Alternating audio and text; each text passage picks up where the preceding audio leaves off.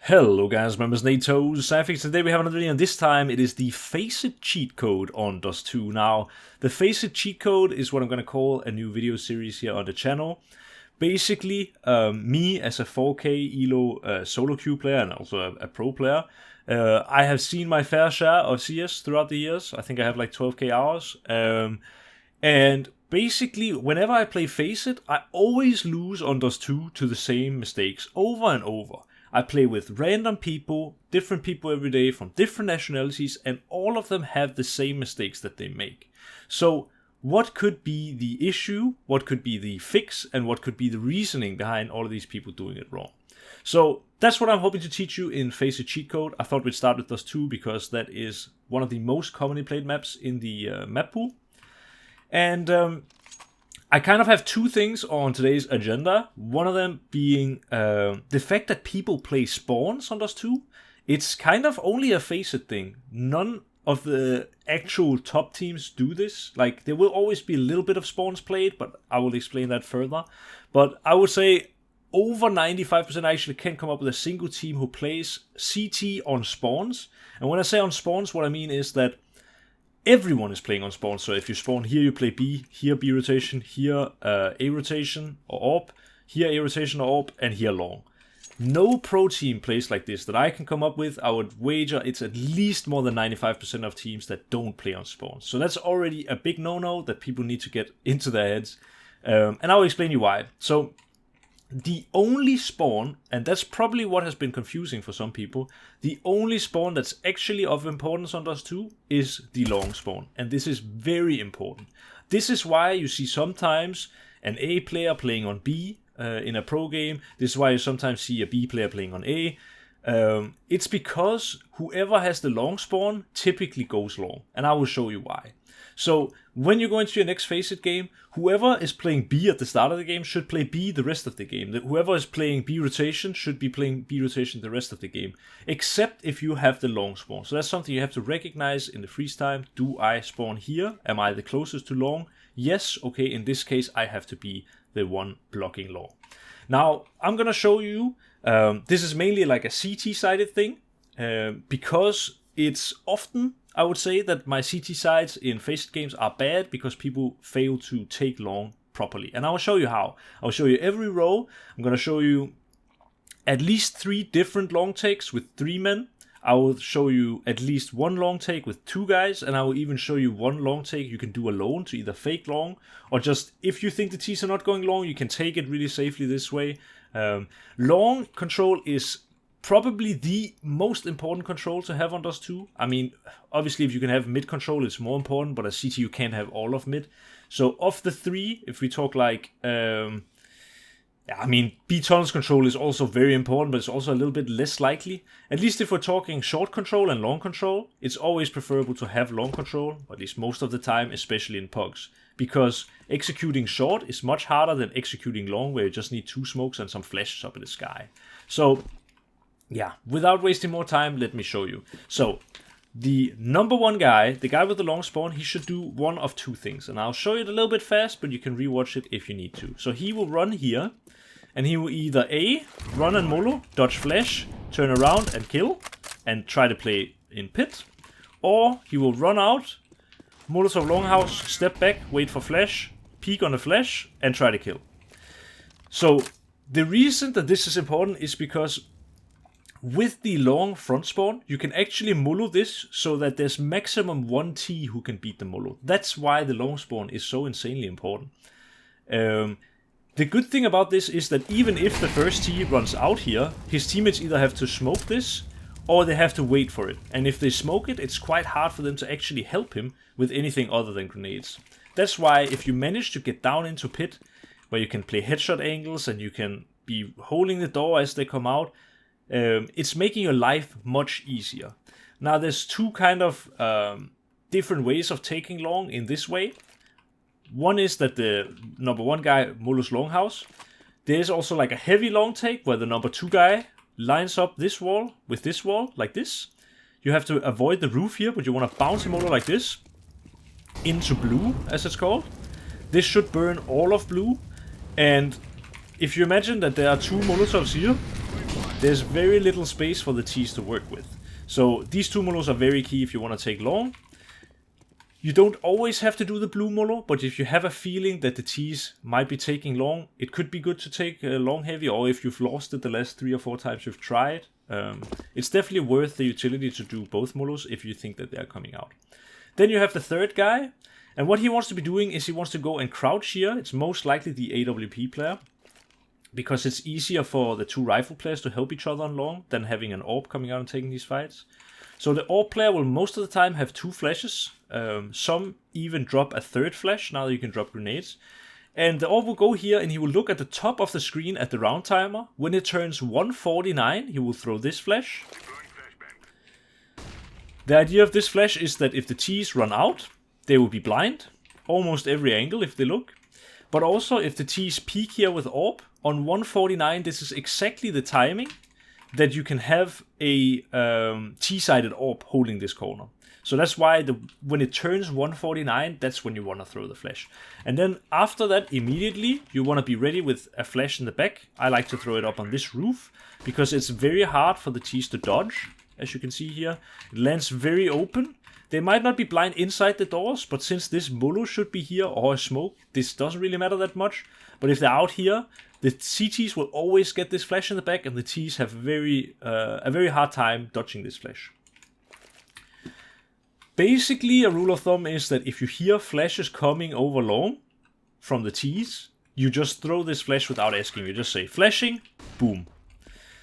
This is because your teammates will probably be blind and will need to focus on the crosshair. So if you hear Ts throwing many flashes over long, just throw this flash. It can never be a bad thing, basically. So that's like the super regular long take, and it's really hard for the Ts to counter this. I will show you another long take. If you have low money, you have an MP9 for example, or farmers, you don't have a molo. The front spawn can also run like this, smoke like this. This goes past the wall, comes out, and it pops now. You can peek right side of this, and it might catch the Ts off guard. You still want to have the flashes in the back, the 1:49 flash from your team. But this could be another way. If the Ts don't immediately take this, you can maybe even go blue. It can be quite hard for the Ts to clear you. In the meantime, you could even have a second guy running to pit, as this smoke gives a lot of cover. So this is another long take. There is also, since a lot of the Ts will be smoking the long corner, there is also the opportunity for TTs to extend the smoke like this, where you kind of create a smoke wall. You can even throw it like underhand, just bouncing in front here, running out. You see now there's like a wall of smoke, and I can almost fully safely make it to pit, which is a very strong position because you can play headshot angles, you can get flashes here, and if you tuck into pit, maybe not everyone knows this, but if you sit here, the Ts cannot clear you without you exposing yourself to long or car at the very least. So just tucking in pit, if you know they're out long, makes it very hard for the Ts if they don't have a corner smoke.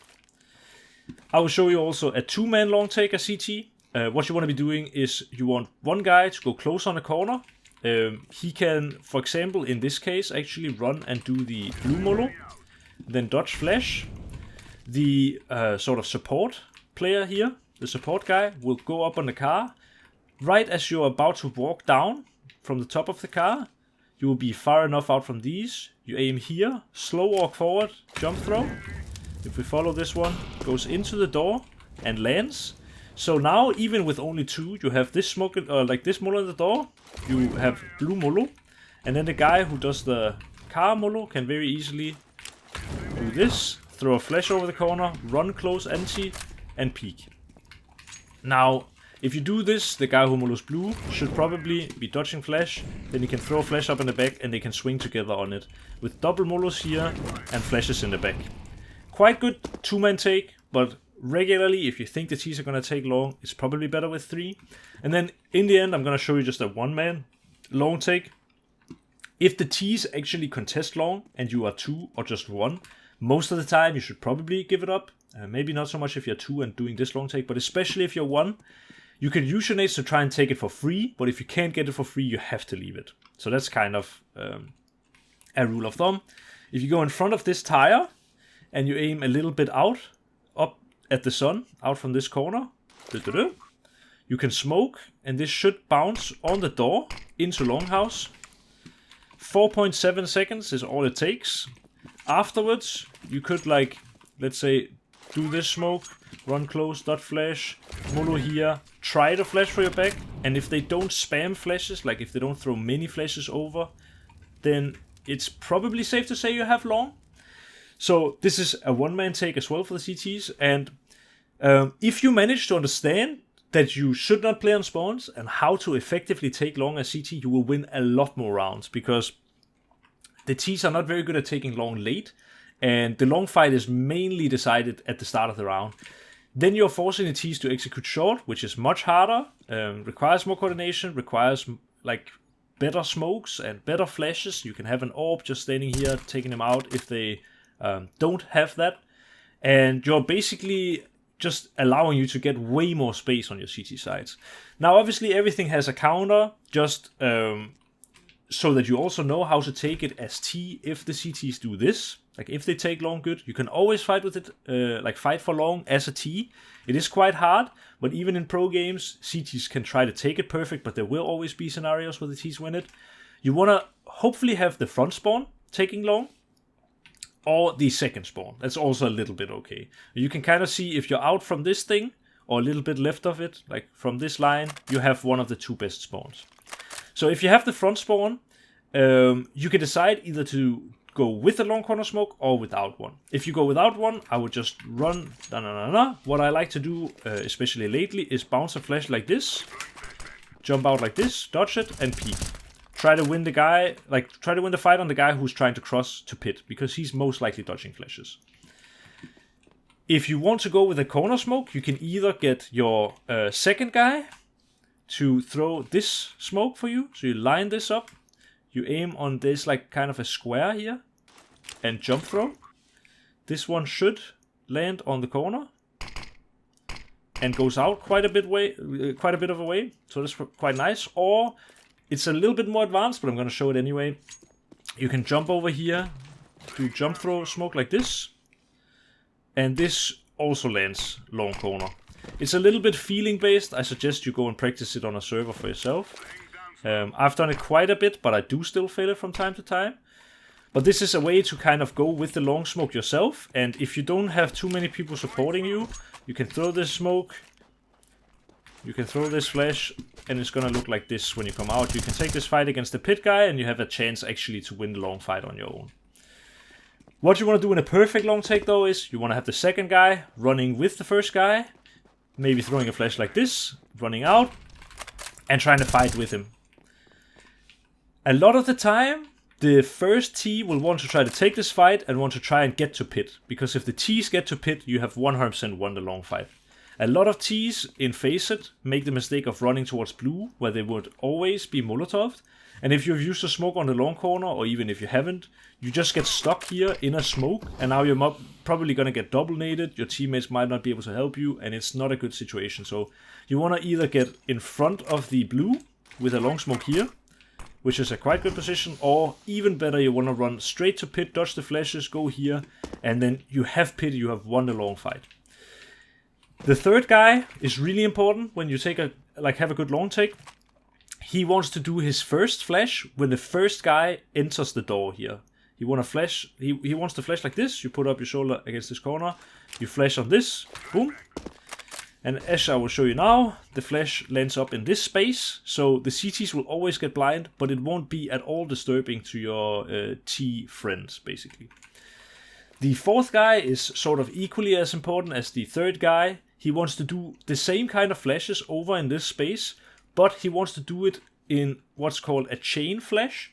So you want it to be, instead of it being like this, flash, flash, flash, you want it to probably be like flash, now the fourth guy, now the third guy, now the fourth guy. Since I'm only one guy, obviously it's a little bit hard to show you, but you want to make sure that there's a timing gap between number 3 flash, like the third man's flashes, and the fourth man's flashes. Because what a lot of people also do wrong is the third and fourth flash both of them at the same time when this man enters the door, and having 2 flashes popping at the same spot at the same time does not change the effectiveness of the flash. So you want to make sure it's a chain flash and that there is a timing gap between the third guy's flash and the fourth guy's flash. If you manage to do this as a T, you still have a very good chance of winning the long fight. And it just comes down to who wins the duel, who maybe gets a little bit lucky on the flash timing. But now, I hope at least that I have armed you with the FACEIT cheat code, how to up your win rate on Dust 2. If you have enjoyed the video, please leave a like and a comment and subscribe if you haven't already. I am NaToSaphiX, and I just want to say thank you so much for watching, and I will see you guys in the next video.